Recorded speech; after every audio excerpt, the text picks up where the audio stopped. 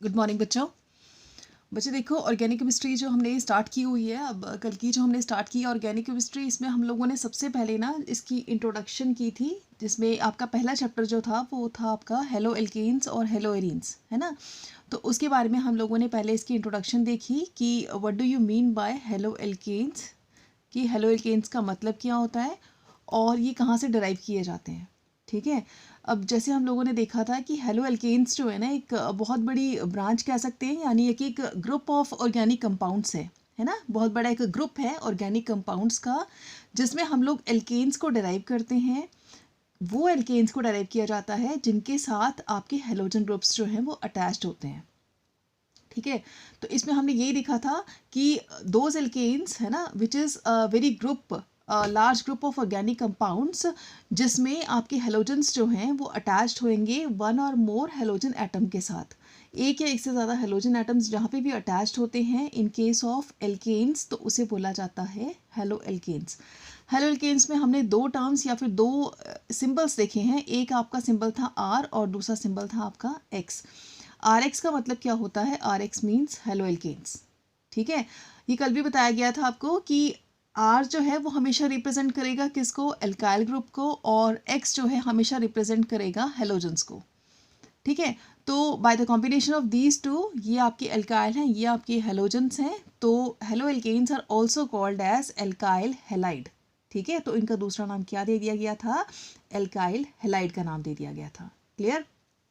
अब इसकी कुछ इंट्रोडक्शन थी, इंट्रोडक्शन के साथ हमने इसके कुछ एग्जांपल्स किए थे, लाइक जैसे ये आपका एग्जांपल था which is of consisting of one halogen atoms, जिसमें सिर्फ एक ही हेलोजन एटम आता है, उसे बोला जाता है मोनो हेलो एल्कीन, है ना। क्योंकि इसके अंदर सिर्फ एक ही हेलोजन आपका प्रेजेंट है, तो इसे बोला जाएगा mono hello alkene. Hello alkene हम लोग इसे क्यों बोलेंगे? क्योंकि ये एक ओपन चेन स्ट्रक्चर है। ठीक है। ये एक ओपन चेन हाइड्रोकार्बन है। अगर हम इसे रिप्रेजेंट करेंगे तो कुछ इस तरह से करेंगे, है ना। तो ये आ जाएगा आपका एच एच, और ये भी एच को रिप्रेजेंट कर रहा है, और आगे आपका एक एक्स लगा हुआ है। एक्स मीन्स कोई हेलोजन। ठीक है। Whether it is fluorine, chlorine, bromine और आयोडीन, कुछ भी हो सकता है। ठीक है। तो अगर मान लो यहाँ पे कोई एक्स अटैच्ड है आपका, और ये सारा आपका क्या है? एक ओपन चेन स्ट्रक्चर है। ठीक है। तो जहाँ पे भी जितने भी आपके ओपन चेन हाइड्रोकार्बन्स आते हैं, जितने भी आपके ओपन चेन हाइड्रोकार्बन्स आएंगे, वो सारे आपके किस में गिने जाएंगे? वो आएंगे आपके हेलो एल्केन्स में। ठीक है। और जितने भी हम लोग एरोमेटिक स्ट्रक्चर्स करते हैं, जितने भी आपके एरोमेटिक हाइड्रोकार्बन्स आएंगे, एरोमेटिक का मतलब है कि जितने भी आपकी रिंग फॉर्म में जितने स्ट्रक्चर्स बनेंगे, whether it is a benzene ring, और इट इज़ पेंटाअमीन, और इट इज़ हेक्साअमीन, और इट इज़ ब्यूटाअमीन, कुछ भी हो सकता है। ठीक है। तो इट मीन्स 3 4 5 6 इसको रिप्रेजेंट करते हैं, तो वो आ जाते हैं आपकी एरोमेटिक स्ट्रक्चर्स। तो एरोमेटिक जितने भी आएंगे आपके hydrocarbons, they all are haloarenes. वो सारे क्या हो जाएंगे? Haloarenes. तो हेलो एरीन्स को अगर हम देखें, तो हेलो एल्केन्स को अगर हम नाम दे सकते हैं एल्काइल हेलाइड का, तो इसी तरह से हेलो एरीन्स का भी दूसरा नाम हो सकता है, और दूसरा नाम इसका क्या हो जाएगा? एरीन्स को हम लोग बोल देते हैं एराइल, और hello means it is halogen. ठीक है। तो इसका नाम हो जाएगा एराइल, और हेलोजन का हमने शॉर्ट फॉर्म कर देना है, ये आ जाएगा आपका हेलाइड। ठीक है। तो जिस तरह से हम लोग इसे बोलेंगे एल्काइल हेलाइड, तो इसे नाम दे दिया गया है आपका एराइल हेलाइड का। ठीक है। और इसी के साथ ना हमने कुछ एक एग्जांपल्स की थी। एग्जांपल्स में जैसे हम लोगों ने first carbon atom, second carbon atom, जैसे आपकी बेंजीन रिंग है, ये इसे बोला जाता है बेंजीन रिंग। इसमें आपके 6 जो है कॉर्नर्स बने हुए हैं, और 6 कॉर्नर्स का मतलब है कि आपके पास 6 जो हैं कार्बन एटम्स जो हैं प्रेजेंट हैं इस पूरी चेन में। ठीक है। या फिर कह लो इस पूरी रिंग के अंदर जो है आपके 6 कार्बन एटम्स जो हैं प्रेजेंट रहेंगे। क्लियर? अब ये जो पूरी रिंग है, इसके अंदर मान लो आपके पास x और x है ना, अगर दो जगह आपका शो हो गया है, तो आप शो करने के लिए, इसका नाम देने के लिए, सबसे पहले तो हम लोग चलो इसकी पोजीशन फिक्स कर देते हैं। डबल बॉन्ड की पोजीशंस आ जाएंगी इसमें। और दूसरी बात ये है कि अगर मान लो यहाँ पे आपके एक या दो आपके हेलोजन ग्रुप्स अटैच्ड हैं यहाँ पे, तो आप इन्हें पोजीशन देना चाहोगे, क्योंकि अगर हम जब तक इनको पोजीशंस नहीं देंगे तो हमें अंडरस्टूड नहीं होगा कि ये कौन सी पोजीशन पे आ रहे हैं। मान लो यहाँ पे आपका क्लोरीन है, यहाँ पे आपका ब्रोमीन है, तो हमें नहीं पता चलेगा कि कौन सी पोजीशन है, तो हमने इनको नाम देने हैं कि कौन सी पोजीशन पे है। जहाँ से हैलोजन ग्रुप स्टार्ट होते हैं आप वहीं से काउंटिंग स्टार्ट कर दो, क्योंकि जहाँ से काउंटिंग स्टार्ट करोगे इन्हें हमेशा लोएस्ट नंबर मिलना चाहिए, लोएस्ट नंबर की प्रेफरेंस होती है इनके साथ। तो इसलिए आप जहाँ पे हैलोजन ग्रुप्स अटैच्ड होते हैं वहीं से आपने काउंटिंग स्टार्ट कर देनी है। ठीक है, तो ये थी आपकी किसकी, हेलो एल्केन्स और हेलो एरीन्स के बारे में। क्लियर। इसी के साथ जो हमने किया था वो था आपका एक प्राइमरी, देन सेकेंडरी और देन टर्शरी। ठीक है, ये सारे एल्केन्स हैं आपके, प्राइमरी एल्केन, सेकेंडरी और टर्शरी एल्केन।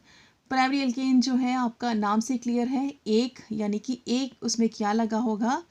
फॉर एग्जांपल जैसे आपके पास ये आर है, ठीक है, मतलब जिसके अंदर एक आर ग्रुप अटैच्ड है, आर का मतलब है एल्काइल ग्रुप, है ना। सबसे पहले स्टार्टिंग मैंने ये बताया आपको कि जो आर है वो हमेशा किसको शो कर रहा है, एल्काइल ग्रुप्स को।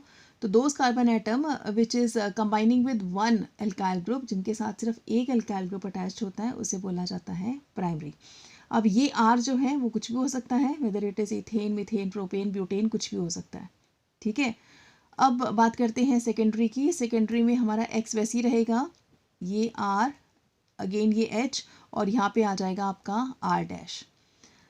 ये आर है और ये आर डैश है, बोथ आर डिफरेंट। ठीक है, दोनों क्या होंगे, अलग अलग होंगे। अगर आपने एक को इथाइल, मिथाइल कुछ भी लिया है तो दूसरे वाले को आपने हमेशा उससे डिफरेंट ही रखना है। ठीक है, और बात करते हैं टर्शरी की। तो टर्शरी में आपकी है ये एक्स, एक्स तो हमने लगाना ही है बिकॉज वो हेलोजन्स के साथ अटैच्ड है। ये आपका एल्काइल हैलाइड बना हुआ है, यहाँ पे आ जाएगा आपका R, then it is R dash, और ये आ जाएगा आर डबल डैश। क्लियर। तो ये जो पॉइंट्स हैं ये कुछ आपको क्लियर होने चाहिए, ये इसके बेसिक्स हैं आपकी ऑर्गेनिक केमिस्ट्री के। इन्हीं के साथ हम आगे जो जितनी भी रिएक्शंस हैं वो फॉरवर्ड होंगी। तो ये आपके कुछ बेसिक हैं जो आपको पता होना चाहिए। ठीक है, अब हम बात करते हैं नेक्स्ट, मेथड्स ऑफ प्रिपरेशन,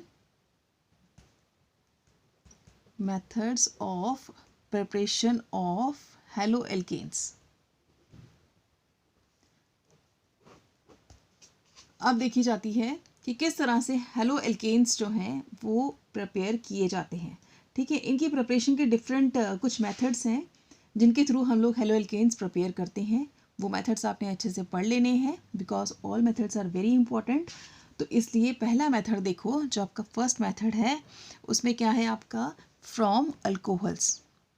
पहला मेथड आ जाएगा आपके पास फ्रॉम अल्कोहल्स। हेलो एल्केन्स की प्रिपरेशन करनी है। हेलो एल्केन्स का मतलब क्या है, हेलो एल्केन्स का मतलब है आर एक्स। ठीक है, आर एक्स की प्रिपरेशन करनी है, किससे करनी है, फ्रॉम अल्कोहल्स। ठीक है, अल्कोहल से करनी है। अल्कोहल्स, अल्कोहल्स का मतलब क्या है आपके पास, आर ओ एच। तो आर ओ एच जो है वो किसको शो करेगा, अल्कोहल्स को, बिकॉज अल्कोहल, अल्कोहल का फंक्शनल ग्रुप जो है वो ओ एच होता है। आर हमने क्यों रिप्रेजेंट करना है, आर इसलिए अटैच किया जाता है क्योंकि वो फॉर्मेशन करता है किसकी, एल्काइल हैलाइड की। ठीक है, तो फ्रॉम अल्कोहल में पहला स्टेप देखो, ये आ जाएगा आपके पास ROH in the presence of HCl plus anhydrous ZnCl2। ठीक है, ये आया आपके पास HCl hydrochloric acid plus anhydrous ZnCl2 zinc chloride. ठीक है, जब भी ये दोनों कंबाइन होते हैं आपस में, HCl और एनहाइड्रस ZnCl2 जब भी कंबाइन होंगे आपके पास तो ये बनाते हैं ल्यूकस रिएजेंट। ठीक है, तो इसको नाम दिया जाता है ल्यूकस रिएजेंट का। अब इन दोनों की प्रिपरेशन, ये जो है हम कैटलिस्ट यूज़ करते हैं, जो एरो के ऊपर लिखा जाता है वो कैटलिस्ट होता है। वो रिएक्शन को आगे फॉरवर्ड करता है विदाउट अंडरगोइंग एनी चेंज, कोई चेंज नहीं आएगा उसमें, लेकिन वो रिएक्शन को आगे क्या करता है, फॉरवर्ड करता है। ठीक है, तो ROH जैसे आपने देखा, इसके बीच में आपके साथ क्या था, कैटलिस्ट HCl यूज़ किया है और साथ हमने ZnCl2 जिंक क्लोराइड यूज़ किया है। जब ये दोनों ऐड होते हैं तो ये बनाते हैं ल्यूकस रिएजेंट। ठीक है, अब आगे क्या बनना चाहिए आपका, आपका बनना चाहिए RX, यानी कि हम लोग ले लेते हैं यहाँ पे RCl या फिर RX प्लस H2। ठीक है, X यहाँ पे कुछ भी हो सकता है, जो आप यहाँ पे लोगे वही यहाँ आ जाएगा।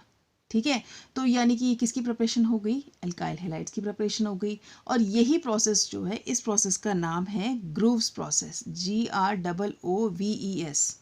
ये प्रोसेस कहलाती है ग्रूव्स प्रोसेस। ठीक है, तो what do you mean by Groove's process, तो आप बोलोगे when alkyl halide is formed because of alcohols in the presence of HCl and anhydrous ZnCl2 is called as the Groves process। तो उसे बोला जाता है Groves process। ठीक है, उसके बाद नेक्स्ट देखो, नेक्स्ट मेथड क्या है इसका। ये हमने लिया ROH, अगेन आपके पास ROH है, अल्कोहल से हम प्रिपरेशन कर रहे हैं। यहाँ पे लिया गया है NaBr और H2SO4। ठीक है, NaBr और H2SO4 जब भी ये दोनों आपस में कंबाइन होते हैं हमेशा रिफ्लक्स रिएक्शन देते हैं। ठीक है, तो हमेशा इन दोनों का क्या होता है, रिफ्लक्स एक्शन होता है और यहाँ बन जाता है RBr। RBr यहाँ पे क्यों बना है, बिकॉज हमने यहाँ पे क्या यूज़ किया है, ब्रोमीन यूज़ किया है, तो यहाँ पे क्या आ जाएगा, आपका Br आ जाएगा। ठीक है, तो ये बन गया आपका RBr और RBr के साथ लास्ट में क्या बन जाता है, H2O। ठीक है, तो ये एक रिफ्लेक्स एक्शन है और ये इस तरह से शो किया जाता है। नेक्स्ट देखो, ये है आपका ROH। RH को हमने ट्रीट करना है SOCl2 के साथ। SOCl2 को हम लोग बोलते हैं पिरिडीन। ठीक है, PYRIDINE। तो SOCl2 यानी कि पिरिडीन के साथ हमने अल्कोहल को ट्रीट करना है और इसके साथ जब हम ट्रीट करते हैं तो ये आपका बन जाएगा RCl, बिकॉज हमने यहाँ पे क्लोराइड यूज़ किया है, तो ये बन जाएगा RCl प्लस SO गैस जो है वो रिमूव हो जाती है, प्लस लास्ट में बन जाएगा HCl। ठीक है, तो दिस प्रोसेस जहाँ पे हम लोग अल्कोहल को पिरिडीन के साथ ट्रीट करते हैं और हमें क्या मिलता है, एल्काइल हैलाइड मिलता है, that process is called as Darzens process, DARZENS। ये बन जाएगी आपकी डार्जन्स प्रोसेस। ठीक है, उसके बाद नेक्स्ट देखो, नेक्स्ट आएगा आपके पास ROH in the presence of PX3।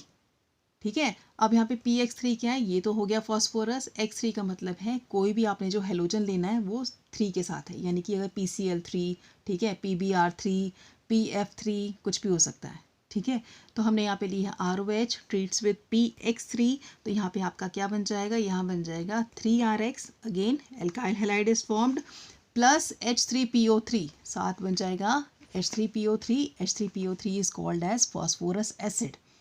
ठीक है, तो यहाँ पे बनेगा RX plus H3PO3। Next reaction देखो, ROH ट्रीट करना है हमने PCl5 के साथ। ये PX3 था, ये PCl5 लिया गया है। अगेन यहाँ पे क्या बन जाएगा, RCl, बिकॉज यहाँ पे क्लोराइड यूज़ किया गया है, तो ये बनेगा एल्काइल हैलाइड यानी कि RCl plus POCl3 plus HCl। ठीक है, तो यहाँ पे भी एल्काइल हैलाइड की फॉर्मेशन हुए हैं with the presence of PCl5। Clear, तो ये कुछ 5 रिएक्शंस हैं जिनके थ्रू हम लोग एल्काइल हैलाइड की प्रिपरेशन करते हैं। ठीक है, तो इन 5 रिएक्शंस को आपने अच्छे से पढ़ लेना है। विद ग्रूव्स प्रोसेस और डार्जन्स प्रोसेस आपकी जो है इंपॉर्टेंट है इसमें, तो आपने इन रिएक्शंस को देख लेना है क्योंकि यही रिएक्शंस जो हैं आगे आपकी कन्वर्जेंस में यूज़ होने वाली हैं।